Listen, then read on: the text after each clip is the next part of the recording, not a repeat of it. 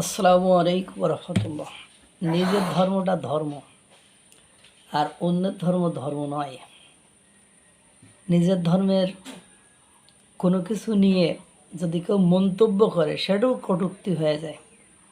আর প্রকাশ্যে মিডিয়াতে এসে অন্যের ধর্মকে ধর্ম বলে স্বীকার না করে আচার অনুষ্ঠান বলা, সেটা কোন ধরনের অবমাননা। তার জন্য একটা মামলা হয় না, তার বিরুদ্ধে কোনো কথাও ওঠে না। মানে পুরোদস্তুর বাংলাদেশকে একটা সাম্প্রদায়িক করার জন্য উঠে পড়ে লাগা ব্যক্তিদেরকে নিয়ে একটা লেখা পড়ে আপনাদেরকে শোনায় একটু। ভারত কেন বাংলাদেশের মুসলমানদেরকে, অবৈধ অনুপ্রবেশকারী মুসলমানদেরকে কেন পেছন মেরে দিচ্ছে সেটা আপনারা বুঝতে পারবেন। কারণ ভারতকে আমরা পুরোদস্তুর যদি সাম্প্রদায়িক বলি, আর তাদের সেই সম্প্রদায়ের, ক্ষমতাসীন সম্প্রদায়ের ধর্মটাকে আমরা যদি ধর্ম না বলে আচার অনুষ্ঠান বলে কটূক্তি করি, তাহলে তারা তো প্যাদানি দিবই। এই সকল ব্যারিস্টার ফোয়াদের কারণে আজ ভারত এবং বাংলাদেশের সম্পর্ক দিনকে দিন আরও খারাপের দিকে যাচ্ছে।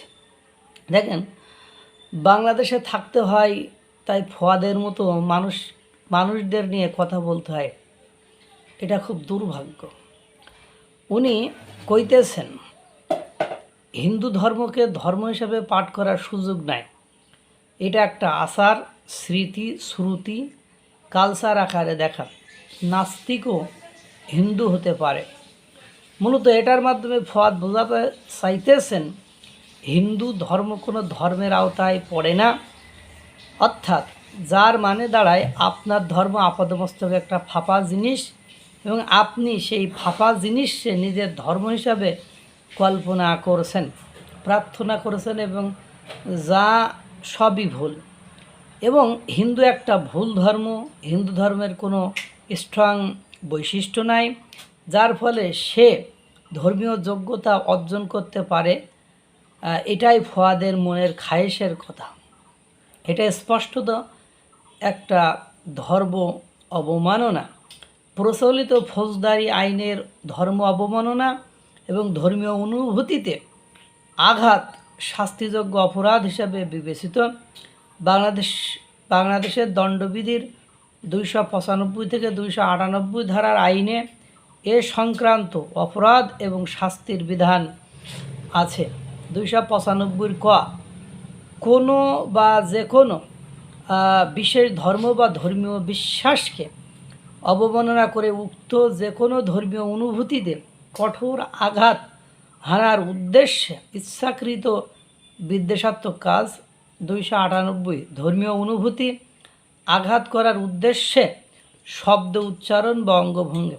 এখন আপনি কল্পনা করুন, শুভেন্দু ঠিক এই বক্তব্য দিয়েছে হিন্দু ধর্মের পরিবর্তে ইসলাম ধর্ম নিয়ে, তখন আপনার রিয়াকশান কি হতো? আমি বলে দেই কি হতো। আপনি তখন বলতেন ভারত সাম্প্রদায়িক একটা দেশ, হিন্দুত্ববাদ কায়েম করতেছে বিজেপি, সেখানে মুসলিম ভাই বোনেরা নির্যাতিত, এবং এই সবগুলোই সত্য। তাহলে আপনার দেশে তখন ফোয়াদের মতো মানুষেরা পাবলিকলি এরকম ধর্ম অবমাননা, ধর্মীয় অনুভূতিতে আঘাতের থেকে ভয়াবহ রকমের সেন্টিমেন্ট দিচ্ছে, এবং সেটা পাবলিক টেলিভিশনে এসে তখন আপনার ভারতরে বলা সেই সেম কথাগুলো কই আপনি চুপ কেন?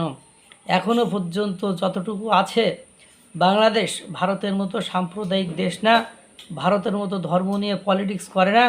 এই কথাগুলো বলার পরিস্থিতি অচিরেই পুরোটা শেষ হবে যদি আপনারা ফোয়াদের মতো মানুষদের এখনই না থামান।